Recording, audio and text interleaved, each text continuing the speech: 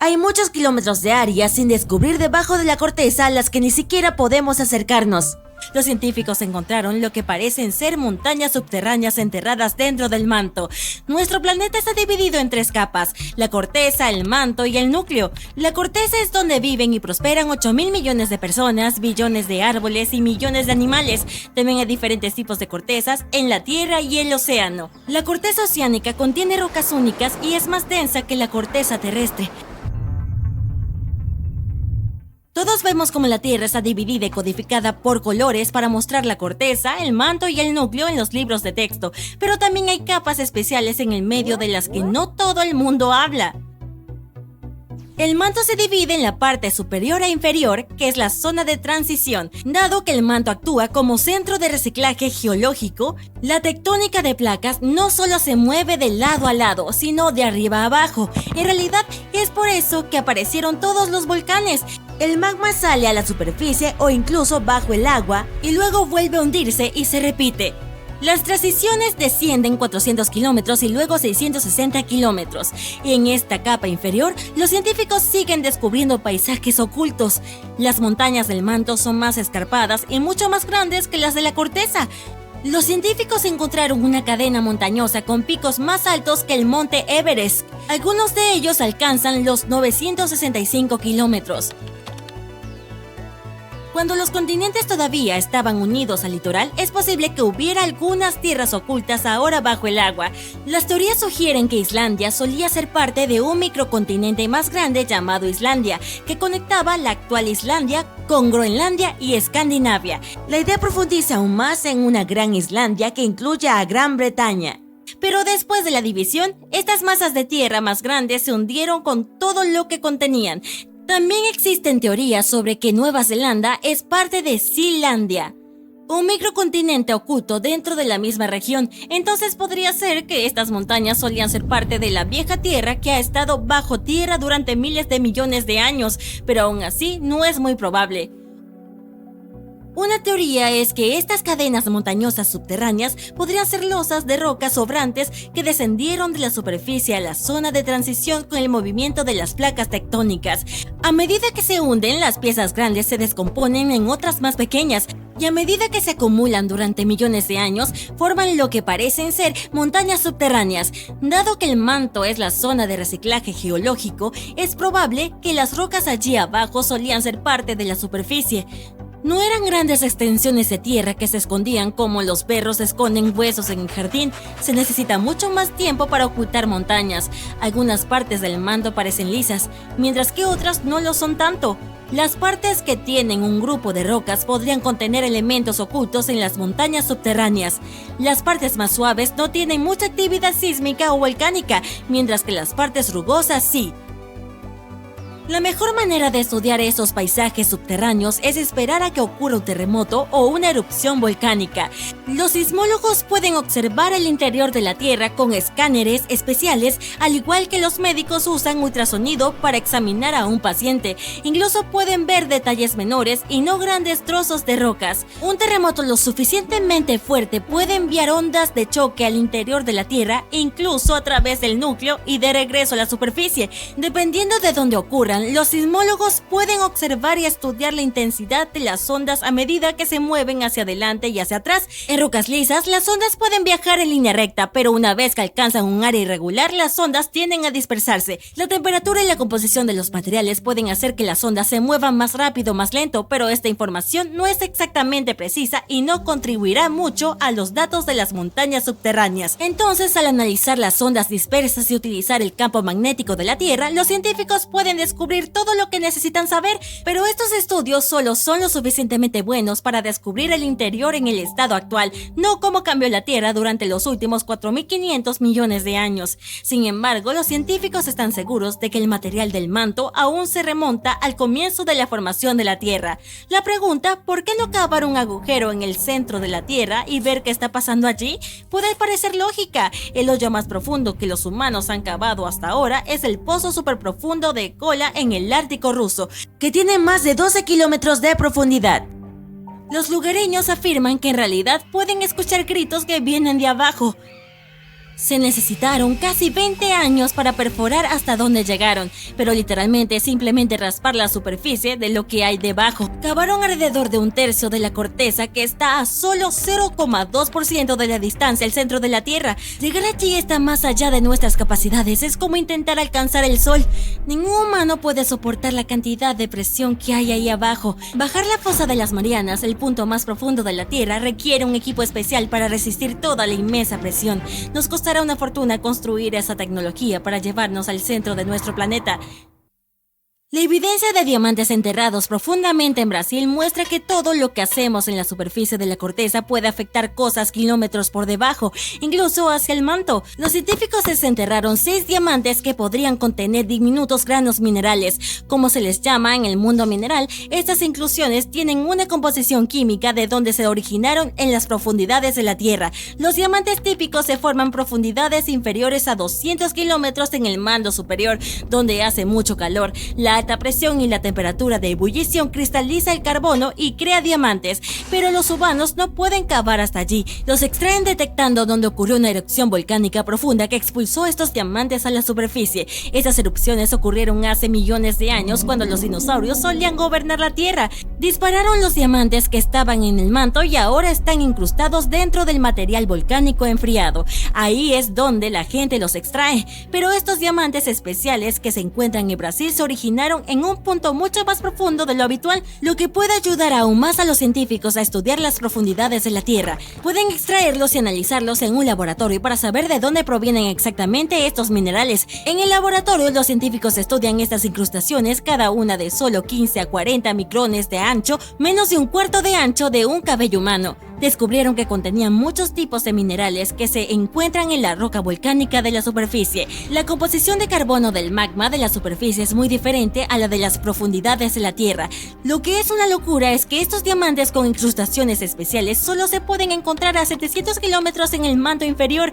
Con solo unas pocas muestras encontradas, no sabemos qué más hay debajo de nosotros. Es posible que esas cadenas montañosas subterráneas más altas que el monte Everest puedan tener rastros de diamantes por todas partes, lo que incitaría a los excavadores a desenterrarlos y a saturar el mercado con ellos. Estos diamantes tienen menos defectos que los habituales e incluso pueden venir en muchos tamaños. Es posible ver diamantes tan grandes como un automóvil o tan pequeños como un grano de arroz. Incluso pueden haber diamantes nuevos con composiciones químicas diferentes a las que encontramos cerca de la superficie. El diamante más grande del mundo es el Cullinan, que cabe en la palma de una mano. Pesa alrededor de 0,6 kilogramos y tiene 3.100 quilates. Fue encontrado en 1905 en Sudáfrica. Para que exista algo en la Tierra se necesita carbono. En pocas palabras, el ciclo del carbono es cuando las plantas y las algas liberan dióxido de carbono a la atmósfera o lo disuelven en agua a través de la fotosíntesis. Se convierte en carbohidratos y se almacena como grasa. Más tarde, el dióxido de carbono se libera a la atmósfera a través de la respiración, lo que beneficia a las plantas y el ciclo continúa.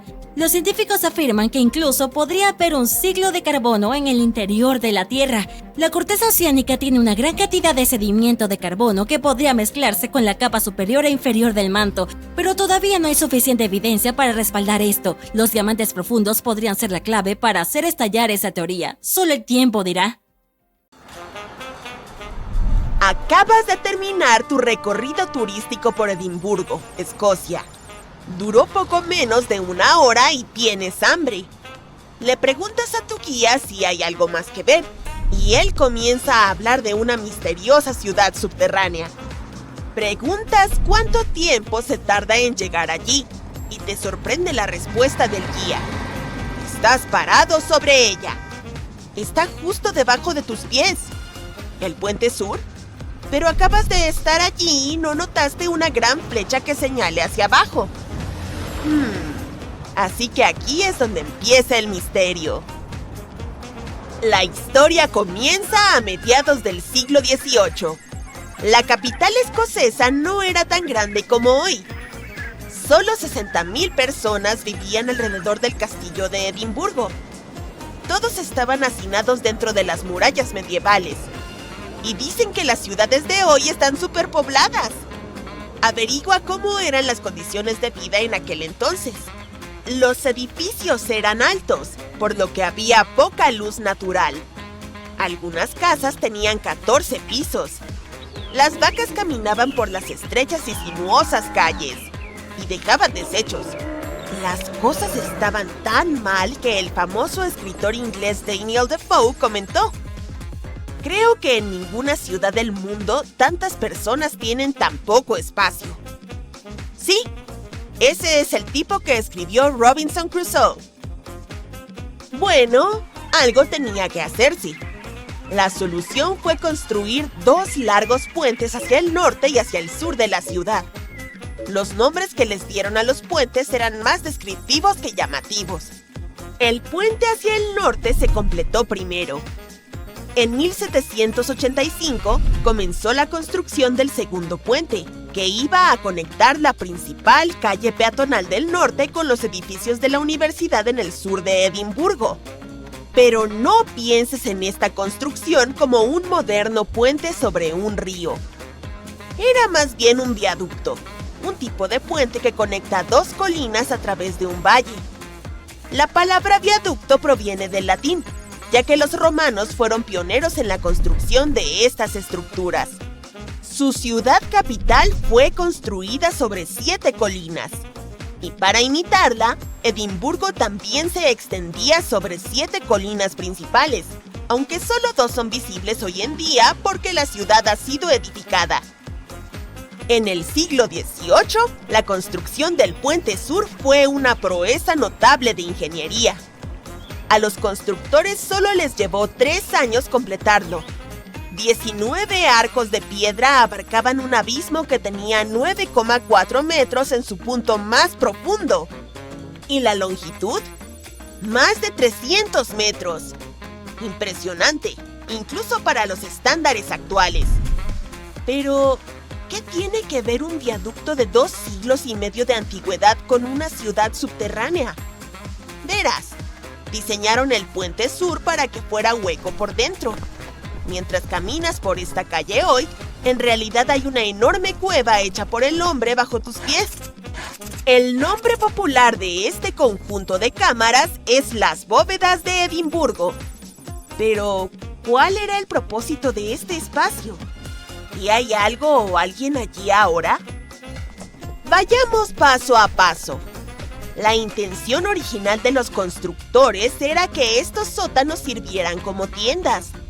Al principio, funcionó bien. Los comerciantes usaban un total de 120 bóvedas como tiendas y almacenes. Había talleres, zapateros y tabernas. Pero con el paso del tiempo, salió a la luz un gran defecto de diseño. La piedra filtraba el agua y las bóvedas estaban húmedas todo el tiempo. Incluso hubo inundaciones. Los constructores habían olvidado impermeabilizar la estructura y los comerciantes temían que el agua dañara sus preciadas mercancías. Después de apenas un par de años, los primeros inquilinos empezaron a mudarse. Una vez que el comercio legal se alejó de las bóvedas, los pobres de la ciudad se mudaron allí.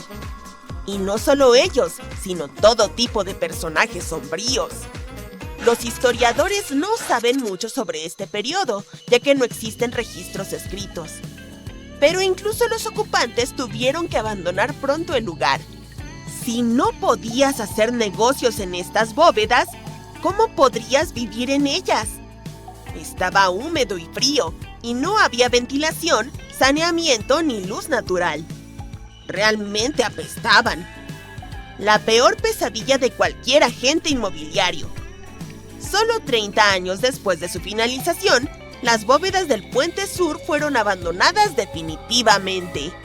Pero en el nivel de la calle, todo seguía como de costumbre. Los funcionarios decidieron rellenar las bóvedas con escombros por razones de seguridad. Enterrada y olvidada, la memoria de una zona comercial bulliciosa de Edimburgo se desvaneció lentamente de la memoria de la gente. Ahora es cuando la historia se vuelve un poco extraña. Durante los años 80, un jugador de rugby escocés encontró por accidente un túnel que conducía a las bóvedas. El atleta no perdió tiempo y comenzó a excavar con la ayuda de su hijo. Varias toneladas de escombros y una década después, las bóvedas del puente sur fueron restauradas y recobraron su antiguo esplendor, por así decirlo. Volvieron a ser oscuras y húmedas, como lo eran en el siglo XVIII. Había muchos hallazgos interesantes en esta ciudad subterránea. Las bóvedas estaban llenas de caparazones de ostras, que eran la dieta estándar de un residente de la clase trabajadora de Edimburgo en ese momento. Otros hallazgos, como zapatos y botellas vacías, sugerían que la gente realmente vivía en estas bóvedas claustrofóbicas. Piensa en esto la próxima vez que veas a alguien tratando de alquilar su garaje como un apartamento. Así que tu guía tenía razón. Realmente hay una ciudad oculta bajo las calles de Edimburgo. Bueno, al menos una calle. Ahora has bajado desde la principal calle peatonal hasta Cowgate. Levantas la vista y ahí está. El único arco visible del que una vez fue un impresionante puente. Ahora estás buscando en línea para reservar un recorrido por las bóvedas. Tienes que ver este lugar con tus propios ojos. Pero la capital escocesa no es la única ciudad con un misterioso subterráneo. La histórica región de Capadocia, en el centro de Turquía, esconde no menos de 36 ciudades bajo el suelo. La más grande e impresionante, Derinkuyu, no fue descubierta hasta 1963. Fue construida durante la era bizantina para proteger a la población de los invasores. Tenemos estructuras similares hechas de concreto en nuestras ciudades, pero la escala de la ciudad subterránea turca es realmente impresionante. Hay varios niveles, como en un estacionamiento de varios pisos. Las cuevas y túneles se encuentran a 60 metros bajo el suelo, o sea, 2/3 de la altura de la Estatua de la Libertad. La ciudad podía albergar a 20,000 personas, incluyendo ganado y alimentos. Me imagino el olor. 20,000 personas es la asistencia promedio de los partidos de la Major League Soccer hoy en día. Deberías agregar una excursión a uno de estos lugares la próxima vez que vayas a Turquía. La mayoría de estas ciudades de Capadocia se pueden encontrar en zonas rurales. Tiene sentido, ¿verdad? Después de todo, fueron excavadas como lugares para esconderse. Pero en Europa, hay una ciudad cuyo laberinto subterráneo se asemeja a las bóvedas de Edimburgo. Probablemente hayas oído hablar de Pilsen en la República Checa. Pero espera un segundo, no te voy a contar la historia del producto local más famoso, la cerveza. Es la historia de una ciudad medieval que sobrevivió bajo las calles de Pilsen. Los pozos de agua, las bodegas y los pasadizos se extienden por más de 20 kilómetros. Los comerciantes y los artesanos usaban el subsuelo histórico de Pilsen para almacenar agua, comida y hielo. Las obras hidráulicas son bastante impresionantes. Los historiadores estiman que hay 360 pozos bajo el centro histórico de Pilsen. En tiempos de inestabilidad, los pasadizos servían como refugios seguros para la gente. Definitivamente no pasaban sed allí abajo. Hoy en día, principalmente los turistas visitan estas misteriosas ciudades subterráneas. Pero en Canadá, hay una donde la gente vive y trabaja. La construcción de la ciudad subterránea de Montreal comenzó en 1962. La idea inicial era proteger el tráfico. Es una bonita forma de decir que los funcionarios de la ciudad estaban construyendo una estación de metro. La idea se popularizó y el proyecto se expandió. Ahora es un verdadero laberinto urbano escondido bajo el área céntrica. ¿Necesitas un lugar donde quedarte? Hay hoteles allí abajo. ¿Quieres comer algo? Entra en uno de los restaurantes subterráneos. Varios comercios, una biblioteca, cines. La lista es larga. Incluso existen complejos residenciales. Pero, ¿cómo pueden vivir las personas bajo el suelo? Simple. Aunque la ciudad en sí está bajo tierra, los puntos de acceso están al nivel del suelo. Puedes entrar a la red de túneles de 30 kilómetros de largo en más de 120 lugares. ¡Oh, eso sí que es estar allá abajo! Ups, lo siento, Australia.